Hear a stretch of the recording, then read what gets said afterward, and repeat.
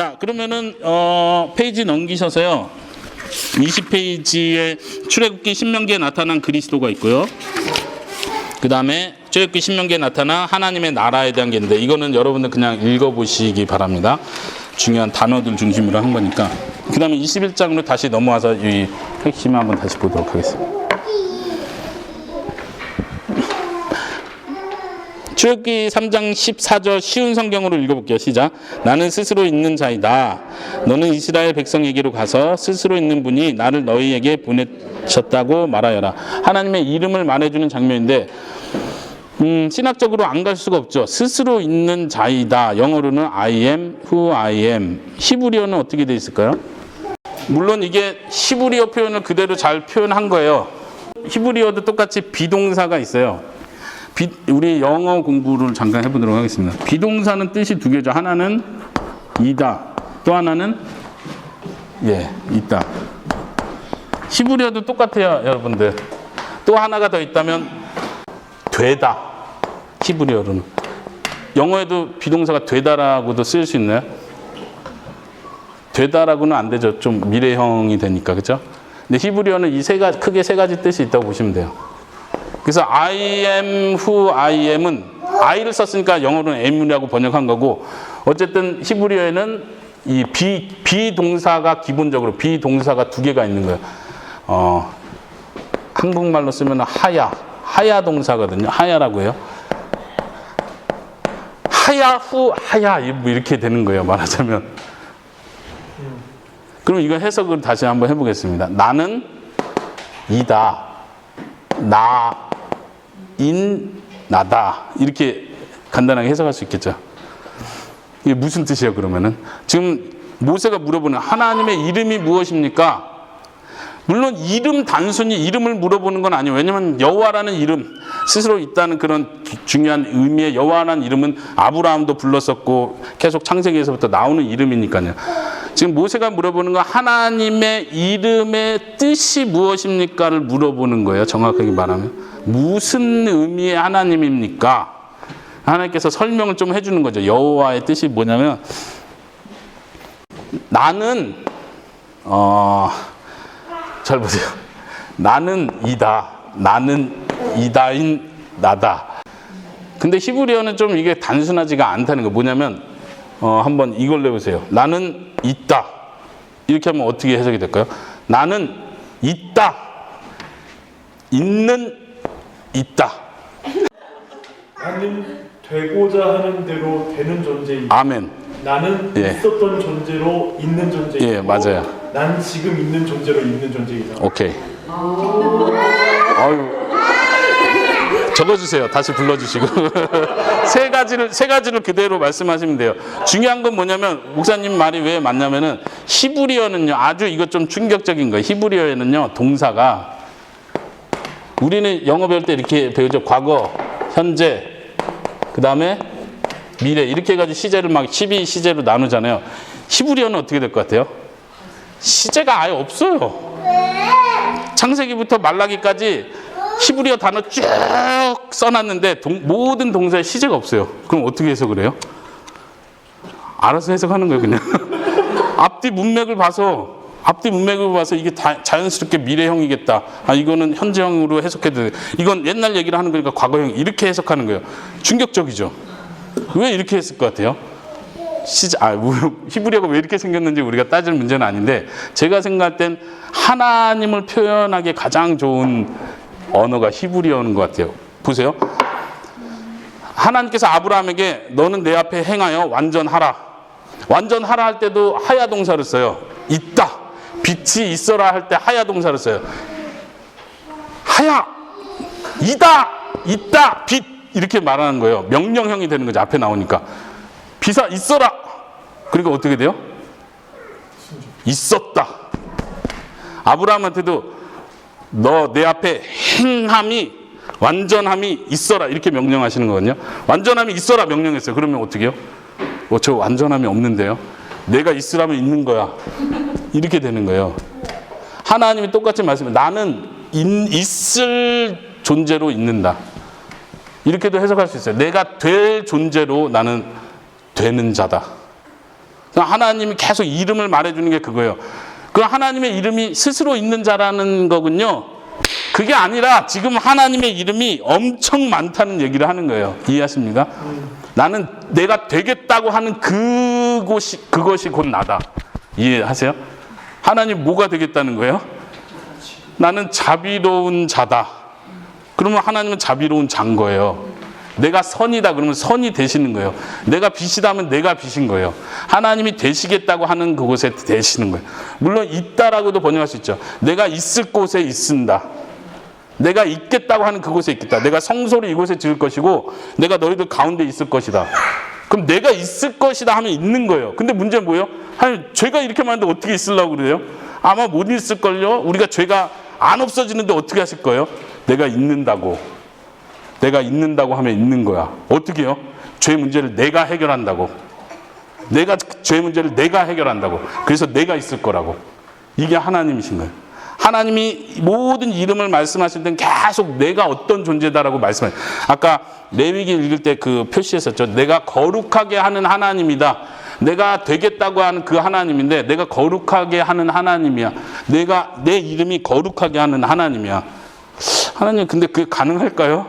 우리가 계속해서 반복해서 목이 굳은 백성이라 죽어라고 죄가 안 없어지는데 어떻게 저희를 거룩하게 하시려고요? 내가 한다. 내가 빛이 있으라니까 빛이 있었고 아브라함한테 거룩함이 있으라 완벽함이 있으라 명령하면 아브라함도 그렇게 성장해 가는 거야. 우리를 거룩하게 하겠다 하시면 그렇게 하시는 거예요. 십계명을 주는 이유도 계명을 주는 이유도 그거예요. 모든 계명을 주고 내가 너에게 깨닫는 마음을 아직 안 준 거야. 기다려. 그리고 내가 깨닫게 하는 마음을 줄 때가 있을 거야. 그게 예레미야서 에스겔서에서 말씀하는 거죠. 내가 새 마음을 주겠다. 왜요? 지켜 행하게 하기 위해서.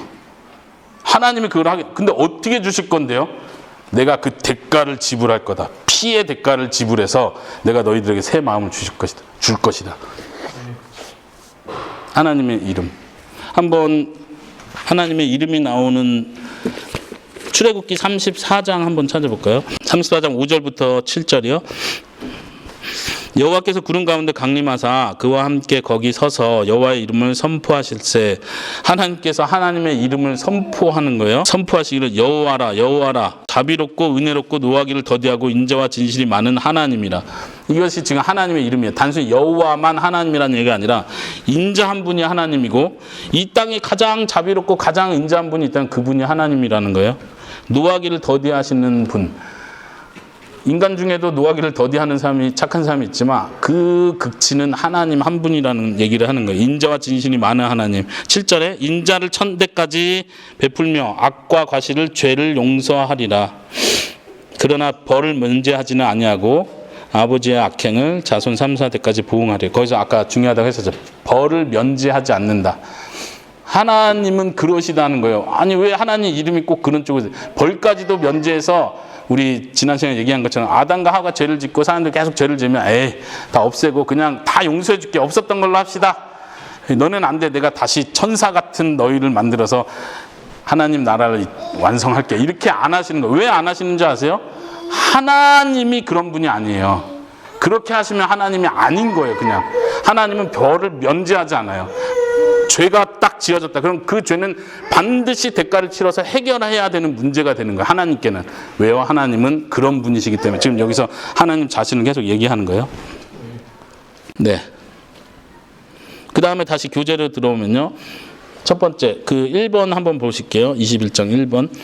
하나님께서는 약속을 지키시기 위해 그분의 백성을 자녀 삼으신다. 약속하셨던 것이 있기 때문에 백성들을 자녀 삼으셨다는 얘기죠. 출애굽기 2장에 보면은 하나님께서 그 조상들과 한 언약을 기억하사 구출하시는 이야기를 하는 거죠. 구출하시는 걸로 끝나는 게 아니라 시내산으로 데려와서 하나님과 백성 언약을 맺으시고, 그리고 또 중요한 편 출애굽기 4장 22절에 나와 있죠. 이스라엘은 나의 장자다 이렇게 표현하시죠. 지금 4장이면은 아직 이스라엘 백성이 구출받기 전이잖아요. 내 장자기 때문에 내가 구원하는 거예요. 당연히 그래야지 하나님의 아버지가 된다는 얘기를 하는 건데 이스라엘은 나의 장자다. 이것도 재미나 언어 유희일 수 있는데 이스라엘이 누구예요? 예, 야곱이죠. 야곱이 내 장자라는 얘기를 하는 거예요. 본래 장자는 누구예요? 에서잖아요. 근데 에서가 아니고 야곱이 내 장자다라고 하나님이 얘기하시는 거예요. 내가 이스라엘을 장자로 만들었다. 그리고 야곱을 대표로 하는 실제 그 많은 사람들이 이스라엘이라고 칭함을 받는 거예요. 그리고 하나님은 이 이스라엘을 통째로 내 장자다라고 말씀하시는 거죠. 그리고 하나님께서는 이 장자를 구원하시는 거예요. 한번 이 장자 이야기를 좀 해볼게요. 지우개 좀 주세요. 이스라엘 백성이 하나님의 장자라는 표현이 되게 중요하거든요. 왜냐면은 한 가족이 있으면은 가족의 대표는 장자죠. 이해하십니까? 6월절 얘기할 때 지난번에 잠깐 얘기했던 것 같은데 이 가족을 대표해서 어린 양을 잡아요. 어린 양을 잡는 이유는 이 장자를 대표하기 위해서 어린 양을 잡는 거예요. 그리고 이 장자는 하나님의 것이에요. 그렇기 때문에 이 장자를 하나님께 드려야 돼요. 드린다는 건 여기서 죽음을 의미하기도 하고 헌신을 의미하기도 하는 거예요. 모든 이스라엘은 나의 장자다. 그러면 여기가 이스라엘이면 이 장자의 가족은 누구예요? 여기는 온 세상이에요. 온 세상의 온 나라들, 모든 나라들. 이해되시죠? 당연히 그렇게 가죠. 이스라엘이 장자면 장자가 가족의 대표인데 여기까지 하나님은 계속 얘기하고 있는 거예요. 그래서 다른 표현으로 장자라는 표현 대신 뭐라고 표현하죠? 너희가 나의 대제사장 나라가 될 것이다. 제사장 나라. 그럼 여기는 뭐예요? 이스라엘 백성들. 그럼 이스라엘 백성이 제사장이면 여기 단체는 누가 되는 거예요? 당연히 온 세상 나라가 되는 거죠. 그러니까 우리가 하나님의 제사장이 됐다. 하나님의 제사장 나라가 됐다는 얘기는 온 세상을 대표하는 제사장이 됐다는 얘기죠. 이해되십니까? 물론 이 온 세상이 구원받는다는 뜻은 아니에요. 이 중에 부름받은, 선택받은 사람들이 이 장자를 대신한다는 거죠. 그리고 이스라엘 백성들에게 너가 장자니까 순종해라 명령했어요. 만약 이스라엘 백성들이 순종했으면 어떻게 됐겠어요? 당연히 가족이 다 구원받는 거죠.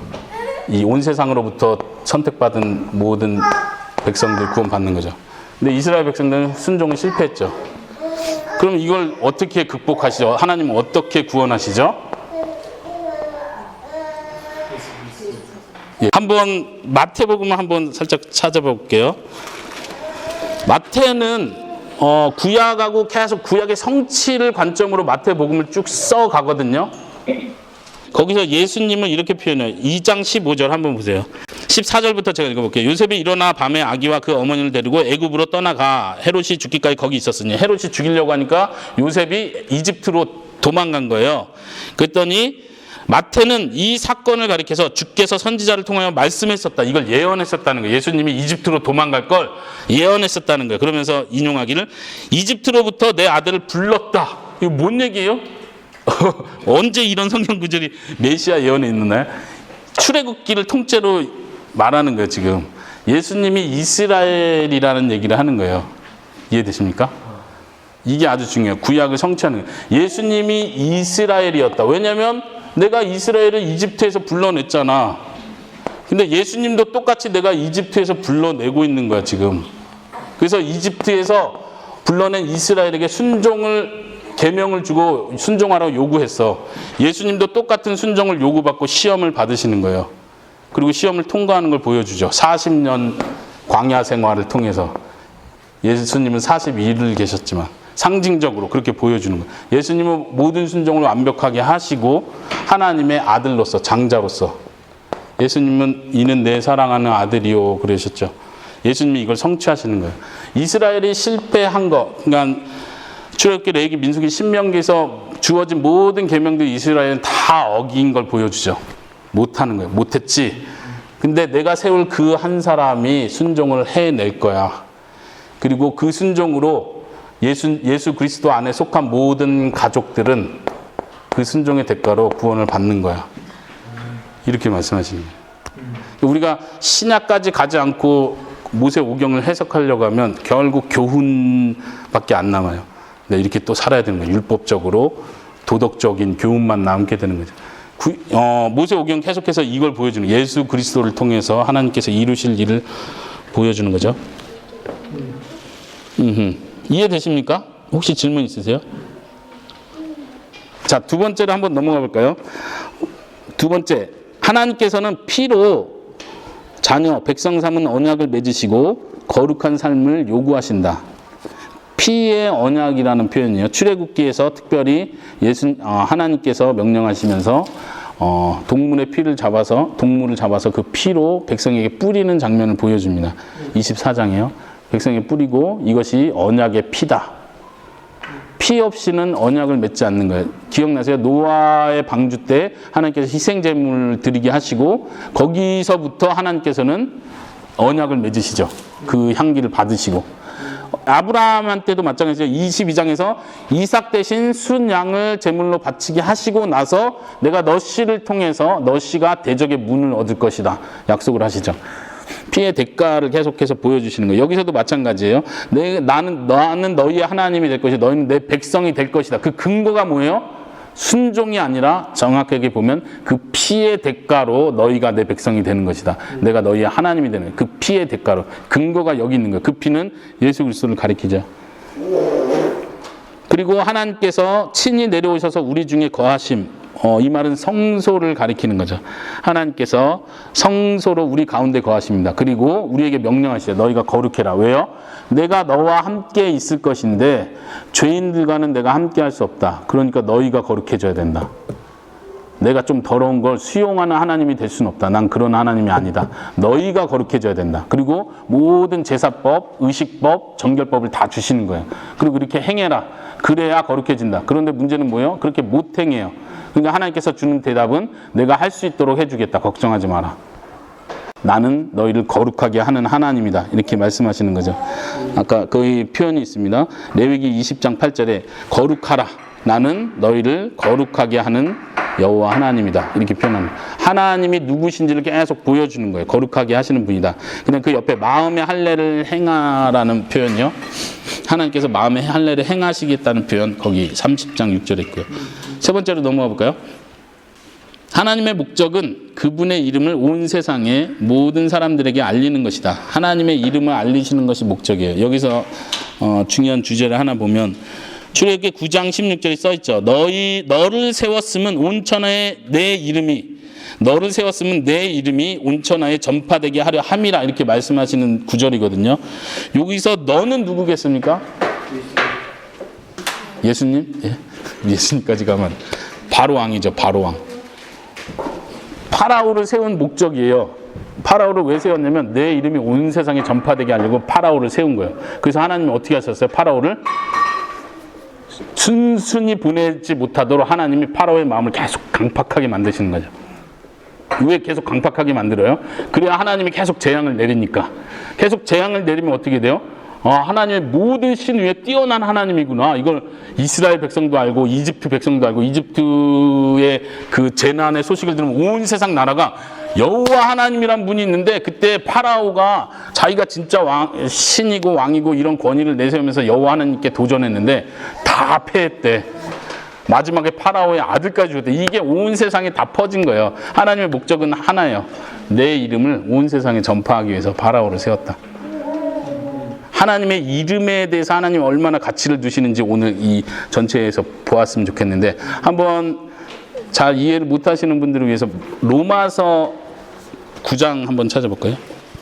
같은 표현이 로마서에서도 나오는데 로마서 9장 17절 18절 한번 찾아서 밑줄을 그어주시면 좋겠습니다. 그러면서 같이 읽어볼까요? 시작. 성경이 바로에게 이르시되 내가 이 일을 위하여 너를 세웠으니 곧 너로 말미암아 내 능력을 보이고 내 이름이 온 땅에 전파되게 하려 함이라 하셨으니 그런즉 하나님께서는 하고자 하시는 자를 긍휼히 여기시고 하고자 하시는 자를 완악하게 하시느니라. 사실 하나님의 선택 이야기하면서 로마서에서 나오는 거라 이 선택에 대한 주제를 다루기 전에 좀 힘들 수 있는데 어쨌든 지난 시간에 제가 딱 단도직입적으로 단순하게 이런 표현을 하나님은 자신의 이름을 위해서 자신의 영광을 위해서 자기 자신을 위해서 이 모든 걸 계획하신다고. 우리가 그걸 받아들이지 않는 한 우리는 다른 우상을 섬기게 돼 있어요. 내가 원하는 신을 원하게 돼 있어요. 하나님은 분명히 말해요. 나는 내 이름을 위해서 한다. 내 영광을 위해서 하고 내 이름을 온 세상에 나타내는 게 내 목적이다. 너희를 구원하는 목적 오해하지 마라. 너네가 잘해서 그런 게 아니라 내 이름을 나타내려고 너희를 구원하는 거다. 내가 저들을 심판한다. 왜 심판하는지 알아? 내 이름을 나타내려고 심판하는 거다. 이것을 이해하는 게 아주 중요한데 요즘 세상에 하나님은 사랑이다 이 이야기를 많이 강조하면서 요즘에 막 뜨는 아주 재미난 이야기는 지옥이 없다. 하나님은 사랑이시다. 하나님은 사랑이시지 하나님은 악한 자가 아니다. 그래서 천국과 지옥이 있는 것이 아니라 지옥은 없다. 그냥 소멸하고 없어지든가 아니면 지옥에 있는 모든 사람이 결국은 사탄까지도 돌아온다. 뭐 이렇게까지 하는 이슈가 있는데 어떻게 생각하세요? 하나님의 이름, 하나님이 어떤 분인지 이해 못하면 이런 이론이 나와요. 하나님은 하나님의 이름을 위해서 구원하세요. 그리고 하나님은 반드시 자신의 이름을 위해서 심판하시는 거예요. 심판이 없으면 하나님이 아니신 거예요. 그래서 제가 그 하나님의 이름에 대한 걸 여러분 나눠드린 페이지에 뒤에 쭉 했는데 거기 한번 보세요. 거기 계속 제가 거기서 따온 구절들은 하나님께서 내가 여호와인 줄 알 것이다. 내가 여호와인 줄 알 것이다. 출애굽기에서만 그걸 굉장히 많이 반복하죠. 거기 제가 중간에 이렇게 표시는 출애굽기에 8번 나와요. 그런 표현이. 근데 에스겔서에는 58번이 그 표현이 나와요. 에스겔서 많이 읽어봐도 이게 많이 나온다고 생각 안 했겠지만 죽어라고 나오는 거죠. 에스겔서에서. 그리고 총 구약에 71번이 나오는데 에스겔서에 제가 에스겔서 몇 개를 뽑아냈는데 거기 한번 보세요. 에스겔서 7장 27절에 쭉 보시면 제가 밑줄 친 부분 그 죄악대로 그들을 심판하리니 내가 여호와인 줄 그들이 알 것이다. 이집트를 심판하면서 여호와인 걸 나타낸 것과 동일한 표현이에요. 에스겔서 28장 26절에도 보면 뒷부분에 내가 심판할 때 그들이 평안히 살며 내가 그들의 하나님 여호와인 줄 그들이 알 것이다. 30장 19절에 에스겔서 보면은 거기서도 이와 같이 내가 이집트를 심판하리니 내가 여호와인 줄 그들이 알리라. 심판하는 걸 통해서 여호와인 걸 알리시는 거예요. 그래서 파라오를 세우는 거죠. 파라오를 세웠다는 얘기는 뭐 훌륭한 사람을 세웠다는 뜻이 아니잖아요. 그냥 강팍한 마음에 내어 두었다는 뜻이죠. 우리가 다시 창세기로 돌아와서 왜 아담과 하와는 죄를 지었죠? 왜 그 나쁜 마음, 나도 하나님처럼 되겠어라는 마음을 하나님은 놔두셨죠? 아주 단순하게 얘기하면 하나님은 하나님의 이름을 알리시려고 아담이 죄짓게 놔두시는 거예요. 하나님이 어떤 분인지를 보여주려고. 어떤 분이세요? 노하기를 더디하는 분이라는 걸 보여주려고. 그게 내 이름이거든. 내가 인자가 많고 자비가 많은 하나님이라는 걸 보여주려고 죄 짓는 걸 놔두시는 거예요. 여러분들이 아까 적용하면서 나는 왜 여전히 예수를 믿는데도 죄를 짓죠? 왜 하나님은 나를 확 천사처럼 변화시켜서 나이가 거듭날 때 내 마음이 완전 확 성령 충만해가지고 그래서 우리 성령 충만 바라잖아요. 성령 충만해서 죄를 안 짓고 주님만 기쁘시게 하면서 근데 하나님은 그걸 원치 않으세요. 여러분들이 죄 하나 안 짓고 주님만 기쁘게 하는 걸 원치 않으시고 자 다시 조심해야 돼요. 그거는 천국에서 영원토록 하실 거잖아요. 그렇죠? 영원토록 하실 건데 지금 이 땅에서 하나님이 원하는 건 뭐냐면 너네가 얼마나 죄인인지 계속 뼈저리게 느껴라 제발. 내가 어떤 분인지 좀 알아라. 내가 인자가 얼마나 많은 하나님인지 알아라. 너가 죄를 지을 때마다 그 생각을 하라 이 말이. 난 왜 이렇게 못하지? 죄책감에 빠지지 말고 이렇게 못하는데도 하나님이 날 구원하는구나. 하나님은 어떤 분이시지? 하나님은 인자가 많고 자비가 많고 노하기를 더디하시는 하나님. 근데 죄를 면하지는 않아. 그래서 예수님이 죽으신 거야. 너 죄 때문에 예수님은 반드시 죽으셔야 했어. 이렇게 말씀하시는 거예요. 우리가 이 세상 살면서 죄와 싸움을 싸울 때, 죄 때문에 힘들어할 때 그 생각을 하는 거예요. 하나님께 찬양을 드리는 거예요. 어쨌든 죄를 놔두신 이유, 악한 자, 파라오 왕을 놔두신 이유, 악한 거, 우리 속에 죄를 놔두신 이유, 악한 죄를 그대로 세워두시는 이유는 어쨌든 하나님의 영광을 위해서 그렇다는 거예요. 계시록 한번 잠깐 찾아볼게요. 계시록 16장 5절에요. 제가 읽어보겠습니다. 내가 들으니 물을 차지한 천사가 이르되 전에도 계셨고 지금도 계신 거룩하신 이여 이렇게 심판하시니 의로우시도다. 7절에도 보세요. 내가 들으니 제단이 말하기를 그러하다 주 하나님 곧 전능하신 이시여 심판하시는 것이 참되시고 의로우시도다. 하나님이 심판을 통해서 하나님의 이름을 인정받는 거예요. 하나님이 의로운 자다. 내가 의로운 자다. 그거 어떻게 증명하시죠? 심판을 통해서 증명하는 거예요. 너희들이 지은 죄가 얼마나 큰지 알아라. 내가 창조주고 내가 영원 무한한 하나님인데 너희가 나에 대해서 반역한 것이 얼마나 큰 죄인지를 너희가 아직 모른다. 근데 언제 알게 돼요? 심판받고 영원토록 지옥에서 모든 고통을 받을 때 그게 증명되는 거예요. 너희 죄가 얼마나 큰지 그때 가서 아는 거예요. 그리고 하나님은 영광을 받으시는 거예요. 지옥을 통해서 심판받는 자들을 통해서 하나님은 영광 받으시는 거예요. 지난번에 천국에 대한 이야기를 했었는데 오늘 지옥에 대한 이야기를 하죠. 지옥을 통치하시는 분은 누굽니까? 하나님이시죠. 사탄이 아니라. 사탄이 예수님 안 믿은 사람 이렇게 꼬챙이로 찌르고 있는 데가 지옥이 아니고 사탄도 거기서 고난을 받고 있는 데가 지옥이죠. 지옥을 통치하시는 분은 하나님이세요. 믿습니까? 그리고 하나님은 이 지옥을 통해서 영광 받으세요. 믿습니까? 심판하시는 것이 의롭다는 얘기를 영원토록 받으시는 거예요. 내가 얼마나 공의로운 분인지 너는 영원토록 기억해라. 저희 심판받는 자들을 봐라. 내가 공의롭기 때문에 그렇다. 내가 지금까지 참아왔다. 나 인내하는 하나님으로 충분히 증명했다. 이제는 영원토록 공의로운 하나님을 내가 증명하겠다. 하나님께서는 지옥에서도 여전히 영광을 받으십니다. 천국에서는 우리가 하나님 저를 구원해줘서 고마워요. 감사합니다. 하고 찬양을 하겠죠. 지옥에 있는 사람들은 무슨 생각을 하고 있을까요? 이건 논리적 추론이 필요한 부분인데 한번 생각해 보세요. 첫째, 지옥에 있는 사람들이 생각하기는 열받아. 그 사람이 아니었으면 내가 이렇게까지 고난받는 일을 당하지 않았을 텐데 그 사람이 전도해줬으면 이런 막 화가 나고 짜증나는 생각으로 여기 있을까요? 아니면 하나님 너무하시다. 내가 이렇게까지 영원토록 지금 2만 년째인데 아직도 안 구해주시고 너무하시다. 이런 생각하고 있을까요? 여러분들 아셔야 돼요. 지옥에 있는 사람들은 무슨 생각을 하냐면요. 하나님을 경외해요. 경외한다는 말 알아요? 하나님이 이렇게 무서운 분이구나. 내가 그걸 몰랐구나. 내가 그 땅에 살 때 내가 이걸 모르고 겁 없이 대들었구나. 내가 하나님의 이름을 함부로 말했구나. 이 하나님이 이렇게 위대하시고 전능하신 분인 걸 내가 몰랐구나. 무섭다. 차라리 돌이 나를 쳐서 죽였으면 좋겠다. 내가 감히 그 하나님께 대들었다니.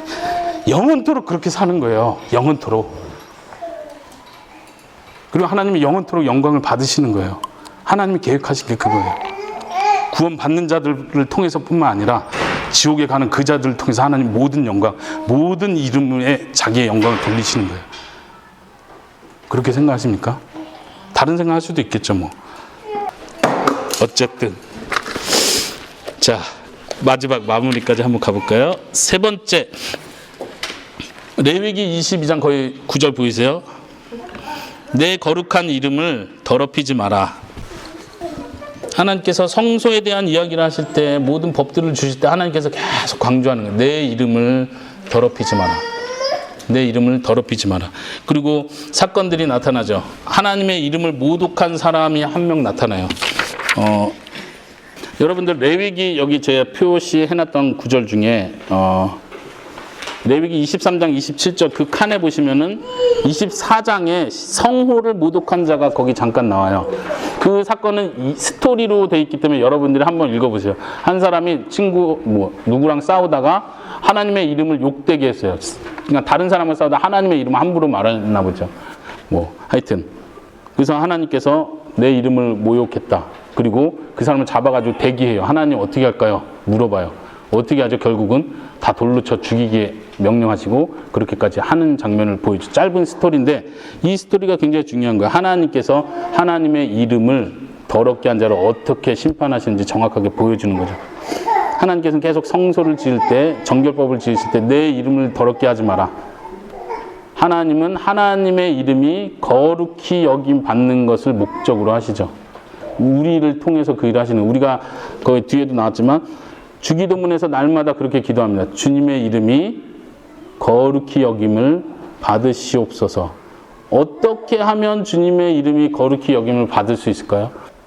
그렇죠. 이 주기도문은 굉장히 애매한 기도예요. 내가 뭘 해야 되는지 좀 하늘에 계신 우리 아버지요, 이름이 거룩히 여김을 받으세요. 그럼 내가 할 일은 뭐예요? 하나님 이름 거룩히 알아서 하셔야지 내가 뭘 어떻게 하겠어요. 나라가 임하소서. 이건 내가 뭐 해야 되는 거야?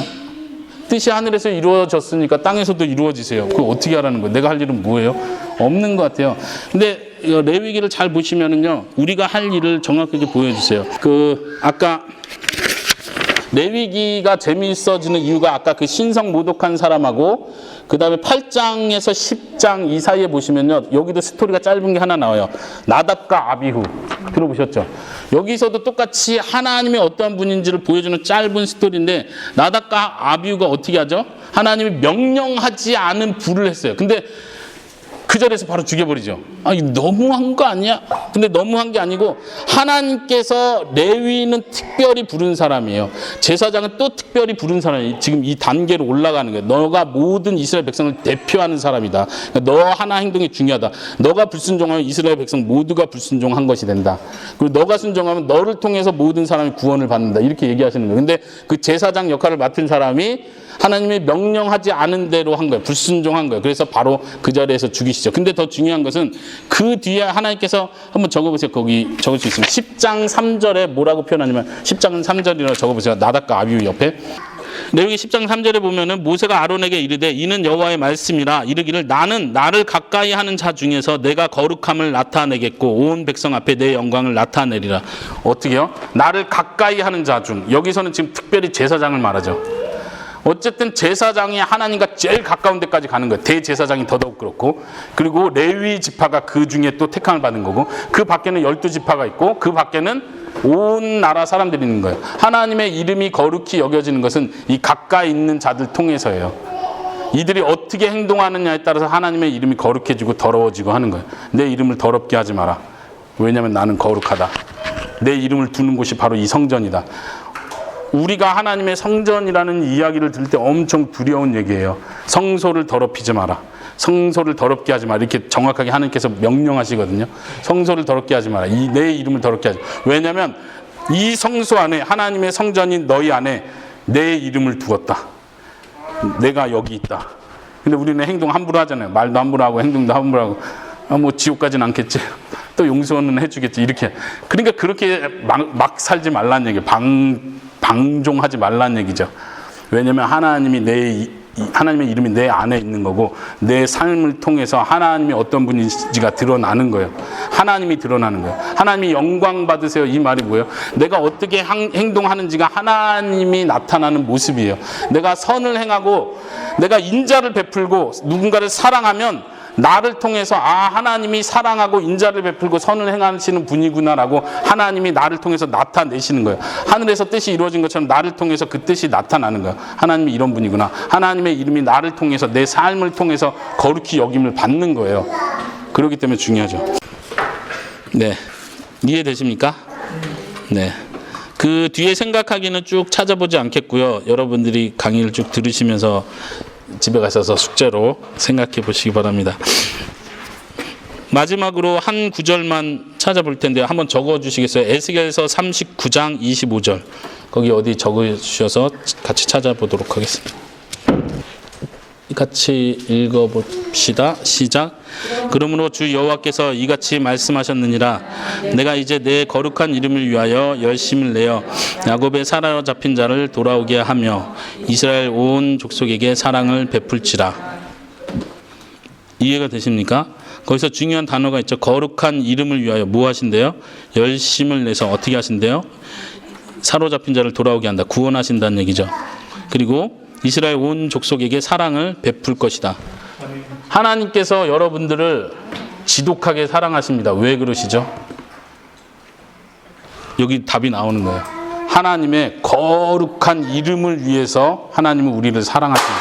이게 무서운 거예요. 그래도 제가 순종했고 믿으려 했고 다른 사람보다 제가 좀 더 노력했고 더 하나님을 붙잡으려고 했고 하나님께 순수한 마음으로 다가왔으니까 그래도 하나님이 날 사랑해주고 그래도 하나님이 나에게 은혜를 베푸시는 거 아니겠습니까? 이렇게 생각하지 말라는 거예요. 하나님이 나를 사랑하는 이유는 하나예요. 궁극적인 목적, 궁극적인 이유, 근거. 그거는 하나님 자신을 위해서, 하나님의 이름, 하나님의 자신, 하나님의 영광, 하나님 자신을 위해서 여러분들을 사랑하는 거예요. 우리가 복음을 놓칠 때 일어나는 현상은 뭐냐면, 복음을 놓치면은 내가 어떤 행동을 하고 낙심해요. 죄책감에 빠져요. 혹은 내가 어떤 행동을 하고 교만해져요. 자랑을 하게 돼요. 이 복음을 놓쳤다는 뜻이에요.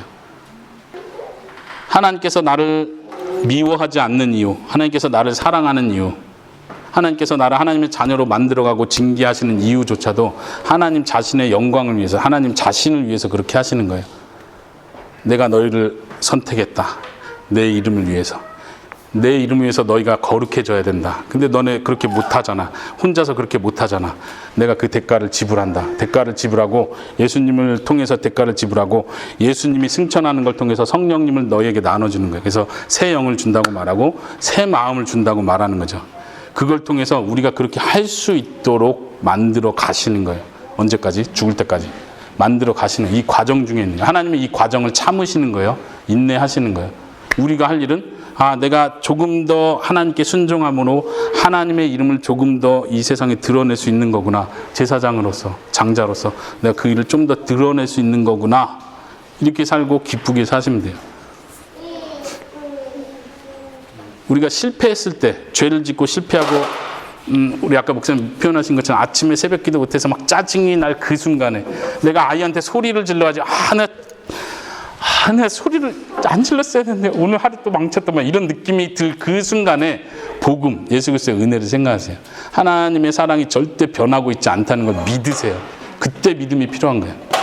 내가 이렇게 못났음에도 불구하고 내 모습과 전혀 상관없이 예수님 때문에 나를 여전히 사랑하시는구나. 예수님의 이름 때문에, 하나님의 이름 때문에 여전히 날 사랑하시는 거예요. 감사하다. 이렇게 살 수 있기를 바랍니다. 그 마지막 에베소서 1장 제일 밑에 기도하기 구절을 읽으면서 마치도록 하겠습니다. 에베소서 1장이요. 시작. 모든 것을 그의 뜻대로 이루시는 하나님께서 오래전에 이미 우리를 하나님의 백성으로 예정해 놓으셨습니다. 그리스도 안에서 첫 소망을 가진 우리들을 통해 하나님께서는 찬양을 받기 원하십니다. 아멘. 네, 오늘 제가 기도하고 마치도록 하겠습니다.